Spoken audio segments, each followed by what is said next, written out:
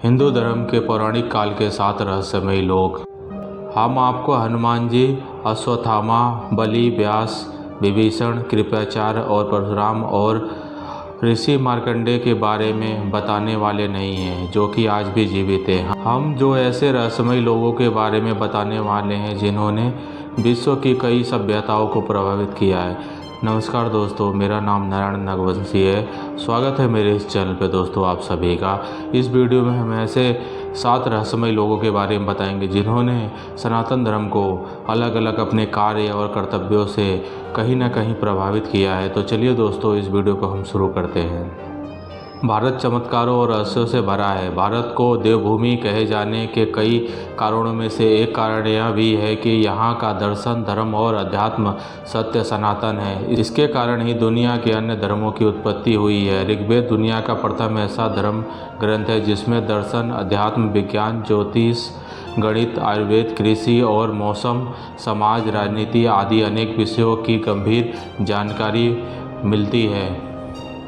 भारत की सीमा हिमाचल और कैलाश पर्वत से लेकर श्रीलंका तक और हिंदुकुश की पहाड़ियों से लेकर अरुणाचल प्रदेश की पहाड़ियों तक फैला है। नीचे अरुणाचल प्रदेश की पहाड़ियों से लेकर वर्मा, थाईलैंड, इंडोनेशिया और मलेशिया आदि तक फैला है। इसी भारत में कालांतर में पहले जनपद हुआ करते थे। अब राष्ट्र और भिन्न भिन्न धर्मों में यह क्षेत्र बढ़ गया है। यह संपूर्ण क्षेत्र रहस्य, रोमांच, प्राचीन इतिहास और आध्यात्मिक ज्ञान से भरा हुआ है। आओ जानते हैं भारत के ऐसे 10 रहस्यमयी व्यक्तियों के बारे में जिनमें से कुछ के बारे में आप शायद ही जानते होंगे। जामवन। धरती पर जामिया, जिम्बाब्वे, जामुन, जाम्बेजी नदी आदि। जामवन जी से मिलते जुलते कई नाम मिल जाएंगे। जामवन जी सतयुग में जन्मे और उनका चर्चा रामायण काल के बाद द्वापर काल में भी होता है। जामवन जी अग्निदेव और गंधर्व कन्या के पुत्र थे। जामवंत की माता एक गंधर्व कन्या थी। जब और माता गंधर्व थी तो वे कैसे ऋषिमानव हो सकते हैं। प्राचीन काल में इंद्रपुत्र, सूर्यपुत्र, चंद्रपुत्र, पवनपुत्र, वरुणपुत्र, अग्नि आदि देवताओं के पुत्रों का भी अधिक वर्णन मिलता है। जामवन जी का जन्म सतयुग में हुआ था। जामवन जी रामायण काल में भी थे। उन्होंने ही हनुमान जी को उनकी खोई हुई शक्ति का स्मरण कराया था। आश्चर्य कि वे लगभग 2500 वर्ष बाद हुए महाभारत के काल में भी मौजूद थे, जबकि वे अपनी पुत्री जामवंती का विवाह भगवान कृष्ण से करते हैं।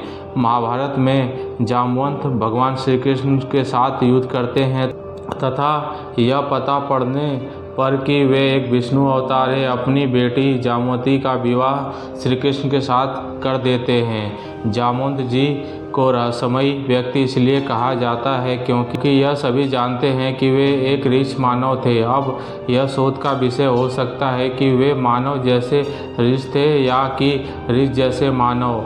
वह कैसे इतने वर्षों तक जीवित रहे और महाभारत काल में उनकी पुत्री जामवंती कैसे थी?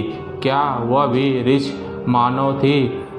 एक दूसरी मान्यता अनुसार भगवान ब्रह्मा ने एक ऐसा ऋषि मानव बनाया था जो 2 पैरों से चल सकता था और जो मानवों से संवाद कर सकता था। पुराणों अनुसार वानर और मानवों की तुलना में अधिक विकसित ऋषि जनजाति का उल्लेख मिलता है।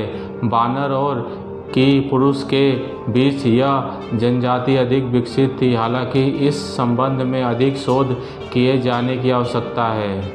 गरुड़ भगवान विष्णु के वाहन के बारे में गरुड़ की प्रसिद्धि है। कहते हैं कि प्राचीन काल में बहुत विशालकाय पक्षी हुआ करते थे। गरुड़ इतना विशालकाय पक्षी था कि वह अपनी चोंच में हाथी तक को दबा कर उड़ जाता था। इसी से अंदाज़ा लगाया जा सकता है कि वह कितना विशालकाय रहा होगा। इनके नाम से एक अलग पुराण भी है जिसे गरुड़ पुराण कहते हैं। इस पुराण को तब पढ़ा जाता है जब किसी के घर में किसी की मृत्यु हो गई हो। प्रत्येक घरों में गरुड़ घटित होता है। माता के मंदिर के द्वार पर एक ओर गरुड़ और दूसरी ओर हनुमान जी की मूर्ति प्रतिष्ठित होती है। गरुड़ के बारे में पुराणों में अनेक कथाएं मिलती है।